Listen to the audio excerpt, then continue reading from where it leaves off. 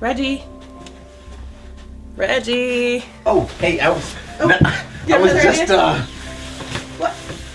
just checking. It looked kind of comfortable. I just thought I would check it out. So, sorry. My name is Laura. I'm 36. I have never owned a home. It's a lifetime of renting, you know, and I thought that that was always going to be my destiny, is that I was just going to be a renter forever, because owning a home just seemed very daunting to me and unattainable. I think when I started to have children, my perspective just started to change, and I just wanted more for them, you know, and I thought I just wanted to give them all the things that I could, as much as I could, and as good of a childhood as I could possibly give them. And one of those things was, you know, where we call home, and that was, you know, it was okay renting, I think, for a while, and when I had one, and then when I had my son, something in me just clicked. I thought all I can do is start with the phone call and just see, you know.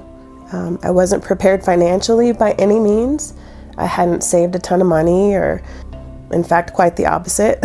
So I just, you know, with the rent going up too, that was another thing that just convinced me that I had to find something else. I couldn't find enough room for my family to be comfortable with within my budget and my means. So it had gone up to $900 a month for a 725 square foot apartment. Yeah, so not ideal. No backyard, no, you know, we lived on the second floor. So it was time for a change.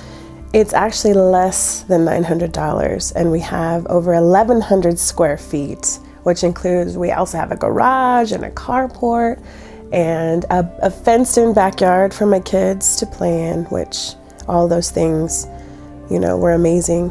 I wasn't sure what sort of situation, you know, was available to me. So sharing my story with Joel, and he immediately was positive and was talking me through all of the possibilities and programs that exist in Colorado for first-time home buyers, single parents. So it was really encouraging right away. There was a calmness to the way he spoke to me, and a very slow pace, which I think we don't take into account, but there was something about that. It wasn't this fast-talking used salesman kind of guy, used car salesman. It was like he really took his time, was patient, and very caring throughout the whole process. Well, when I began my search, it was a little, I allowed myself to get discouraged in the beginning because of my budget, having to put my kids in childcare, which most everyone knows is very expensive. And I remember distinctly getting the text, and I also got a call, but I was in rehearsals. I was rehearsing with my interns, and they sort of knew that I was looking for a home and wanting to move. And I remember reading the text, and it says, "You got your townhouse," with an exclamation mark. And I had a little happy dance that I did with the kids, and they were all like, "Oh my gosh, congratulations." So the loan application process was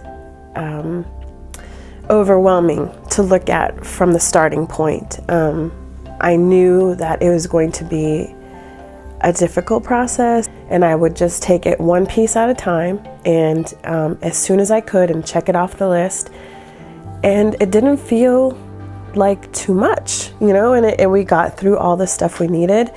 So closing day, I was anticipating like forever. Obviously, you set it, you know, in advance, and I went to my first time homebuyers class, and, you know, everybody had their closing dates, and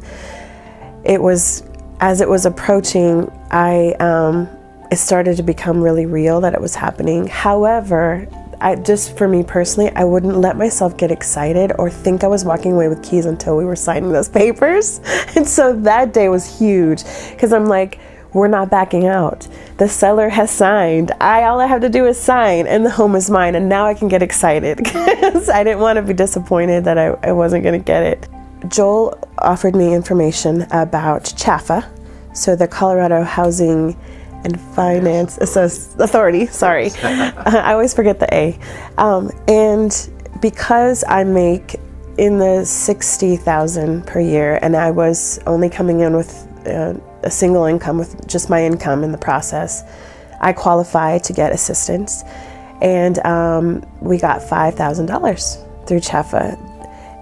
It was pretty easy, and it's not anything you have to pay payments on. It doesn't accrue interest, and you don't have to pay it off until you pay off your loan, obviously, or you sell the house, and then it can be paid at that time. And I thought, is that real? So for anyone who thinks that home ownership is an impossible dream, I would say that that is absolutely not the case, because I was one of those people who thought that about myself for a long time.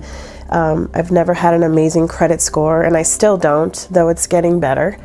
My income has never been an overwhelming amount of money, and then having children also and supporting them solely doesn't leave a whole lot of room, money left over in the bank.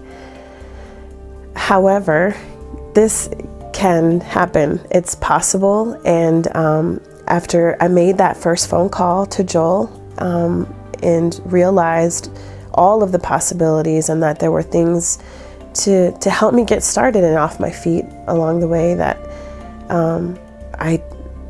I knew I could realize this dream, and here I am. I'm actually a homeowner.